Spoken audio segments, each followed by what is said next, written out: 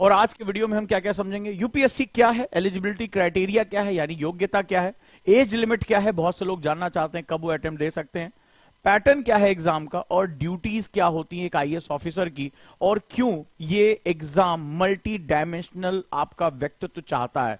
अगर जो स्टूडेंट अभी से अपने आप को अलग अलग चीजों में तैयार करना शुरू कर देंगे वो ये समझ पाएंगे आज की क्लास से कि उनके जीवन में कितने सकारात्मक परिवर्तन आने वाले हैं। तो चलिए दोस्तों, सिलेबस क्या होता है, साथ ही साथ कितने अटेम्प्ट अलाउ हैं, और क्या अगर मेरा आईएएस में नहीं हुआ, जो सबसे लास्ट क्वेश्चन, इस वीडियो को आखिरी तक जरूर देखना कि अगर मेरा नहीं हुआ तो मेरे पास ऑप्शन क्या क्या है। मात्र ये तैयारी करके मैं अपनी लाइफ को कहां सेटल कर सकता हूं और मैं कभी भी अब इसके बाद जिंदगी में पैसे की तंगी नहीं झेलूंगा। इस वीडियो का जो सबसे बड़ा मैसेज है वो ये है कि अगर मेरा आईएएस में नहीं हुआ तो मेरे पास क्या, मैं जिंदगी मेरी बेकार हो जाए, किन लोगों की बेकार हो जाती है और कौन लोग कभी भी जिंदगी में किसी के आगे हाथ नहीं फैलाएंगे। मैं आपको 50 एग्जाम्पल के माध्यम समझाऊंगा कि आपका ये प्रिपरेशन करने के बाद आपकी लाइफ सेट है, लेकिन आपको कुछ नियम फॉलो करने पड़ेंगे। तो मेरे साथ वीडियो के आखिरी तक बने रहिए। तो चलिए दोस्तों, हम लोग शुरू करते हैं और सबसे लास्ट में आईएएस की सैलरी कितनी होती है, वो क्या क्या उसको सुविधाएं मिलती हैं।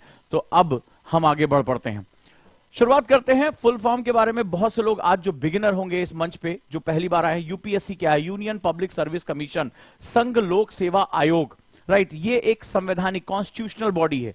कॉन्स्टिट्यूशन मतलब हमारे संविधान में इसको शक्तियां दी गई हैं। ये बहुत ही विशिष्ट रूप से कार्य करती है। ये जब देश आजाद हुआ, आजादी से पहले इस सर्विस का निर्माण किया गया था, जहां अंग्रेजों का ये ब्रेन हुआ करते थे, और जो उस समय आईसीएस के जो अधिकारी हुआ करते थे यानी इंडियन सिविल सर्विसेज के, वो मोस्टली यूरोप से आया करते थे, कुछ भारतीय उसमें भी सेलेक्ट हुए और बहुत कड़ी परीक्षा के माध्यम से उतरते थे। लेकिन जो लोग इसमें होते थे वो वास्तव में जो अंग्रेजों का शासन था यही आईसीएस के अधिकारी चलाया करते थे, और इनकी जो बुद्धि, इनकी जो प्रवीणता, इनका जो अनुभव बहुत ही एक्स्ट्राऑर्डिनरी हुआ करता था।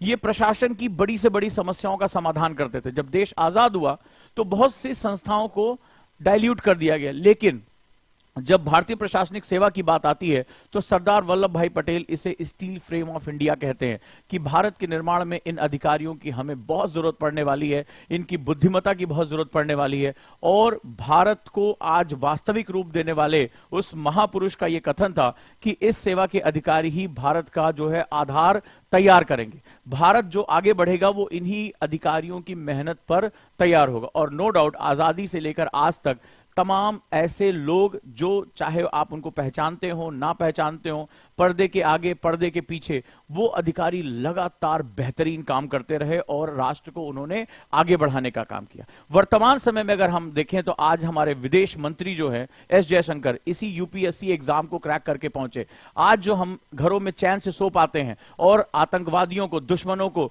सीमाओं पर ही नेस्तनाबूद कर दिया जाता है, बड़ी से बड़ी मुश्किल चुनौतियों को खत्म कर दिया जाता है, उसके पीछे हमारे राष्ट्रीय सुरक्षा सलाहकार एनएसए अजीत डोवाल साहब, जो इसी यूपीएससी परीक्षा से निकल कर आए, वो लोग हैं। आज अगर हम अपने टूरिज्म को बढ़ा पा रहे हैं, आज सरकार नीतियां बना पा रही है, नए नए इनोवेशन कर पा रही है, थिंक टैंक बना पा रही है, तो उसमें आईएएस ऑफिसर अमिताभ कांत जी जैसे लोगों का हाथ है।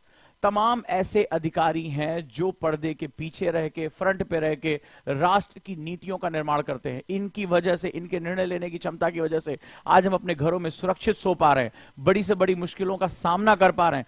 तमाम दुश्मन देश हमें नेस्तनाबूद करने के लिए बैठे हुए हैं, लेकिन हम उनसे लड़ पा रहे हैं। हम पूरे विश्व में जाकर भारतीय होने की पहचान को गर्व से बता पा रहे हैं। तो ये परीक्षा जो है वो भारत के ऐसे होनहार लोगों को लेकर आती है जो राष्ट्र निर्माण में अपनी भूमिका दे सकें। यानी जिस दिन आप यूपीएससी के बारे में सोच लेते हैं, आपका रास्ता टर्न हो जाता है। इससे पहले आप भीड़ के साथ निकले थे और इस पथ पर चलते चले जा रहे थे, ढेर सारी भीड़। कोई इंजीनियर बनना चाहता, कोई डॉक्टर बनना चाहता, कोई चार्टर्ड अकाउंटेंट बनना चाहता है, लेकिन आप में से कुछ विरले लोग यूपीएससी की तरफ बढ़ पड़ते हैं कि मुझे यूपीएससी की तरफ जाना है। जब हम यूपीएससी को चुनते हैं तो ये बाकी सेवाओं से बिल्कुल अलग होती है। जहां अन्य सेवाओं में पैकेज, पर्क्स, सैलरी, ठीक है, फैसिलिटीज, विदेश घूमने का जो शौक है, ये सारी चीजें मिलती हैं, लेकिन जिस समय आप अपने अंदर यूपीएससी चुनते हैं उस समय राष्ट्र और राष्ट्र के लिए निर्णय लेने की क्षमता सबसे पहले हो जाती है। सबसे पहले हो जाता है कि उन सभी के अंदर जिनके दिलों में राष्ट्र बसता है या जो समस्याओं का समाधान लेकर आना चाहते हैं, वो सभी यहां पर प्रवेश कर जाते हैं। तो ये रास्ता अन्य सभी सेवाओं से थोड़ा सा अलग है। यही कारण है कि जब आप डॉक्टर बन जाते हैं, जब आप जो है इंजीनियर बन जाते हैं, तो भी घूमकर इसी रास्ते पर आना चाहते हैं। तो घूमकर क्यों आना? अगर हिम्मत है तो इसी रास्ते पर चल पड़ते हैं। हां या ना मुझे जरूर बताना। तो इस तरह से अगर हम बात करें तो देश को बनाने में इंजीनियर का भी हाथ है, डॉक्टर का भी हाथ है, आर्मी ऑफिसर्स का भी हाथ है। लेकिन देश में जो थिंक टैंक के रूप में काम करता है, यानी जो चीजों को जमीनी स्तर पर लेकर आ सकता है, वो ये सर्विस बहुत ही महत्वपूर्ण भूमिका निभाती है। राष्ट्र के निर्माण में हर नागरिक का बहुत बड़ा योगदान है, लेकिन नेतृत्व करने का गुण, जो इनिशिएटिव लेने का गुण है, वो बहुत ही महत्वपूर्ण हो जाता है। इसको बहुत विशिष्ट बना देता है, क्योंकि निर्णय लेने के लिए आपको पावर चाहिए होती है। निर्णय लेने के लिए पावर चाहिए होती है। आप चाहते हो कोई बदलाव कर दो, आप चाहते हो कि नालियों का गंदा पानी ना बहे, एक अच्छी सी नाली बन जाए। आप चाहते हो कि कुछ बड़े बदलाव हो जाएं। आप चाहते हो कि जो लोग सड़कों पे सो रहे हैं वो सड़कों पर ना सोएं। लेकिन चाहते हो, वास्तविकता में क्या होगा? वास्तविकता में तुम्हें यह करने के लिए क्या चाहिए होगी? पावर चाहिए होगी।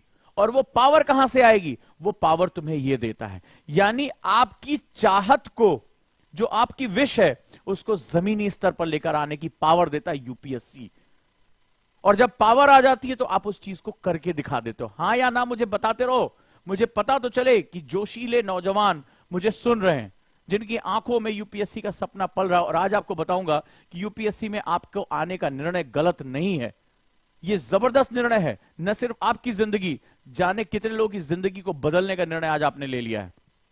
चलिए, इसके साथ साथ इन सेवाओं में जो सबसे प्रमुख सेवाएं हैं, भारतीय प्रशासनिक सेवा, इंडियन एडमिनिस्ट्रेटिव सर्विसेज, भारतीय पुलिस सेवा, इंडियन पुलिस सर्विसेज, भारतीय विदेश सेवा, आईएफएस, इंडियन फॉरेस्ट सर्विसेज के माध्यम से भी आप यहां पर प्रवेश करते हैं, आईएफओ जिसे बोलते हैं। ये सारी सेवाएं तथा अन्य ढेर सारी, जिसमें आईआरएस, आईआरटीएस, ये सेवाएं इसमें शामिल हैं। तो ये अखिल भारतीय स्तर की जो सेवाएं होती हैं वो इसके साथ आकर जुड़ जाती हैं। यानी आप इसमें कई माध्यम से, सिर्फ आईएएस आईपीएस नहीं, बहुत सी शाखाओं में प्रवेश आप कर सकते हैं।